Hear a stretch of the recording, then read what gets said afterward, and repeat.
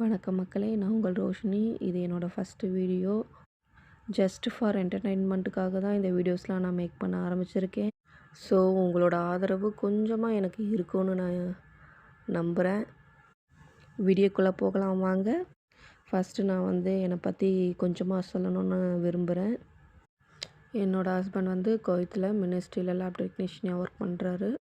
அவர் குவைத்துக்கு அழைச்சிட்டு இன்னையோட ஒரு மாதம் ஆக போகுது.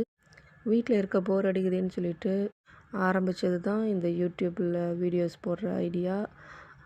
அதனால் உங்கள் ஆதரவை எனக்கு கொஞ்சம் தருவீங்கன்னு நான் எதிர்பார்க்குறேன். என் ஹஸ்பண்ட் என்னை குவைத்து கூப்பிட்டு முதல்ல சுற்றி காட்ட கூட்டிகிட்டு வந்த இடம் இந்த சால்மியா பீச்சு. இந்த பீச் பார்க்கவே ரொம்ப சூப்பராக இருந்துச்சு. அதுவும் நாங்கள் சூரியன் உதயமாகிற நேரத்தில் போயிருந்தோம். அதனால் அந்த சன்ரைசிங் பார்க்க ரொம்பவே சூப்பராக இருந்துச்சு. இந்த நேரத்தில் காஃபி குடித்தா அருமையாக இருக்குமேன்னு சொல்லிட்டு பக்கத்தில் உள்ள காஃபி கடைக்கு போனோம். பார்த்தா அந்த காஃபியோட ரேட்டு நம்ம ஊர் காசுக்கு ரூ. 280. நான் ரொம்ப ஷாக் ஆகிட்டேன். அதுக்கப்புறம் போயிட்டு பீச் அந்த கடற்கரையில் இடத்துலலாம் போயிட்டு நல்லா சுற்றி பார்த்தோம். அந்த பீச்சில் கடல் அலைகள் ரொம்ப கம்மியாக தான் இருந்துச்சு. நம்ம ஊரில் இருக்கிற மாதிரி இல்லாமல் ரொம்பவுமே அமைதியாக கொஞ்சமாக தான் கடல் அலைகள் கரையை தொட்டு போகிற மாதிரி இருந்துச்சு. நான் ஹஸ்பண்ட் கிட்ட கேட்கும்போது இந்த பீச் இப்படி தான் இருக்கும். இதில் அலைகள் அவ்வளோவா வராது. ரொம்ப கம்மியாகவே இருக்கும். பெரிய பெரிய அலைகள்லாம் வர வாய்ப்பு கிடையாது அப்படின்னு சொன்னார். அப்படியே நாங்கள் அந்த கடலை பார்த்துக்கிட்டே கொஞ்ச நேரம் டைம் ஸ்பெண்ட் பண்ணோம்.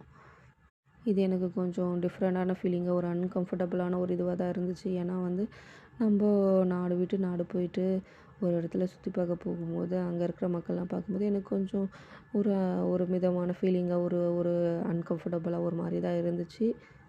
என்ன பண்ணுறது, இதெல்லாம் நாங்கள் பழகிக்கிட்டு தான் ஆகணும். அதுக்கப்புறம் கொஞ்ச நேரம் நாங்கள் அப்படியே ஒரு மாதிரி வாக்கிங் போயிட்டு வந்தோம். கொஞ்ச நேரத்துக்கு அந்த பீச்சு பக்கத்தில் இருக்கிற அந்த ரோட்லேயே கொஞ்ச நேரம் நடந்துட்டு வாக்கிங் மாதிரி போயிட்டு இருந்தோம். அதுக்கப்புறம் நாங்கள் நேராக நடந்து போயிட்டே இருக்கும்போது இந்த பீச்சில் ஒரு இடத்த பார்த்தோம். அது என்ன இடம்னா அதுக்கப்புறம் நாங்கள் அந்த பீச் ரோட்லேயே நடந்து போயிட்டே இருந்தோம். அதுக்கப்புறம் நான் ஒரு இடத்த பார்த்தேன். அந்த இடம் ரொம்ப அழகாகவே இருந்துச்சு. அதுக்கப்புறம் அங்கே நிறைய போட்ஸ்லாம் இருந்துச்சு. அப்போ என் ஹஸ்பண்ட் கிட்ட கேட்கும்போது அவர் என்ன சொன்னார்னா, இது போட்டிங் ஏரியா. இங்கே போட்டிங்லாம் போக இந்த இடத்துலேருந்து தான் போட்டிங் போவாங்க அப்படின்னு சொல்லிட்டு என்கிட்ட சொன்னார். ஆனால் இங்கே போட்டிங்லாம் போகிறது ரொம்ப காஸ்ட்லி அப்படின்னு சொன்னார்.